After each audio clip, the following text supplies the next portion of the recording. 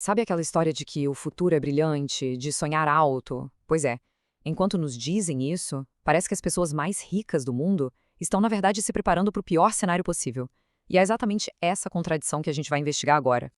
Publicamente, o discurso é sempre o mesmo. Um futuro incrível para todo mundo, cheio de inovação, de progresso. Mas quando a gente olha para o que eles fazem nos bastidores, a história parece ser outra, bem diferente. O que será que eles realmente sabem sobre o que vem por aí, a ponto de agirem de um jeito tão, digamos, oposto? Existe um verdadeiro abismo, né, entre o que as pessoas poderosas falam em público e o que elas realmente acreditam. E, de vez em quando, num momento de descuido, a máscara cai. E aí, a verdade aparece. Essa frase aqui é de cair o queixo, é do Tim Gurner.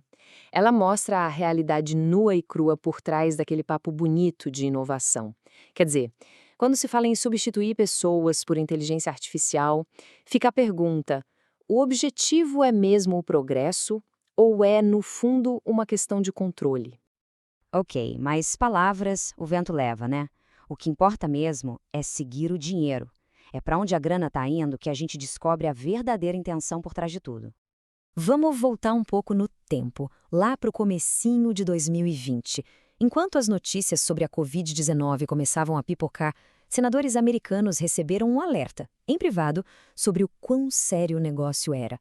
Em público, a mensagem era de calma, de que o risco era baixíssimo, mas em particular, eles estavam vendendo ações de hotéis e comprando de empresas de material médico. É um padrão clássico, preparar a própria carteira para o caos que eles negavam em público. E aqui a gente vê esse padrão em ação, preto no branco. O senador Richard Burr tinha duas mensagens bem distintas.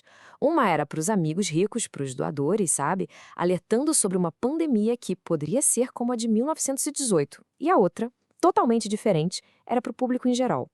Uma servia para proteger os seus. A outra, bem, para manter todo o resto no escuro. Isso tudo nos traz para a questão central. Se o dinheiro é o que realmente mostra o jogo, o que os investimentos dos super ricos de hoje em dia estão nos dizendo sobre o futuro que eles realmente esperam? Pois é, a resposta é um tanto quanto alarmante. Parece que os mais ricos do mundo não estão exatamente investindo num futuro melhor para todo mundo, não. Eles estão investindo na própria sobrevivência, se preparando para um colapso que, pelo visto, eles consideram quase inevitável. E o ponto crucial é este. Não se trata de uma coisa isolada, de um ou outro excêntrico.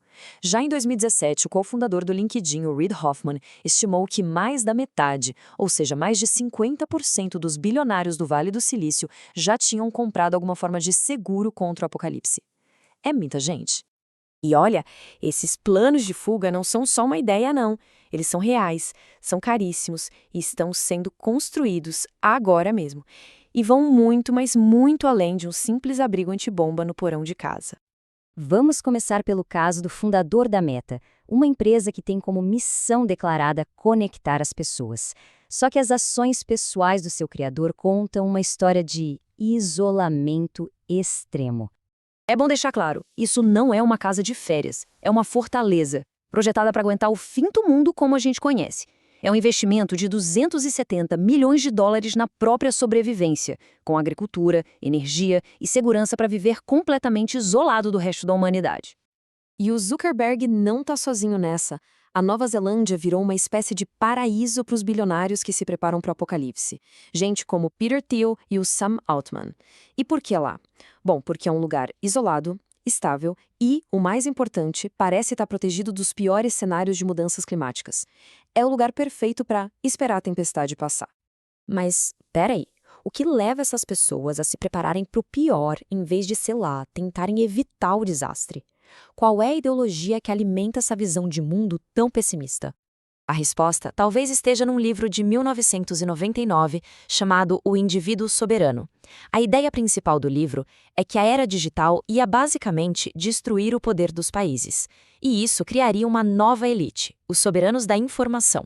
Gente tão rica e poderosa que viveria acima das leis, dos governos, basicamente uma nação de uma pessoa só. Uma filosofia que, aliás, moldou o pensamento de figuras como o Peter Thiel. E é aqui que o paradoxo fica gigante. O mesmo Peter Thiel, que investe uma fortuna no seu refúgio na Nova Zelândia, É a pessoa que publicamente diminui ameaças globais como as mudanças climáticas. Ele chegou a comparar entidades que lutam contra isso, como a ONU, a uma espécie de anticristo. É uma contradição e tanto. Certo. Agora vamos juntar as peças do quebra-cabeça e revelar a grande ironia por trás dessa história toda. A ironia fica ainda maior com o cofundador do Reddit, o Steve Huffman. Ele mesmo admite que a tecnologia que ele ajudou a criar torna mais fácil o pânico e a instabilidade social. Ele consegue ver os sinais da ruína social dentro da própria plataforma. E qual a solução dele? Não é consertar a plataforma, é construir um bunker para escapar das consequências. Então, o padrão fica bem claro, né? Primeiro, eles criam tecnologias que transformam o mundo. Segundo, acumulam uma riqueza que a gente nem consegue imaginar. Terceiro, eles antecipam a instabilidade que essas mudanças todas podem causar. E quarto, eles usam essa riqueza para construir uma saída de emergência só para eles, em vez de ajudar a consertar os problemas de todo mundo. E no fim das contas, esse é o verdadeiro segredo. Não é que eles têm uma informação privilegiada sobre um apocalipse que está vindo e ninguém mais sabe. O segredo é que eles sentem a mesma ansiedade sobre o futuro que todo mundo sente. A grande diferença é que, em vez de ajudarem a consertar o navio, eles estão usando a fortuna para construir um bote salva-vidas particular, só para eles.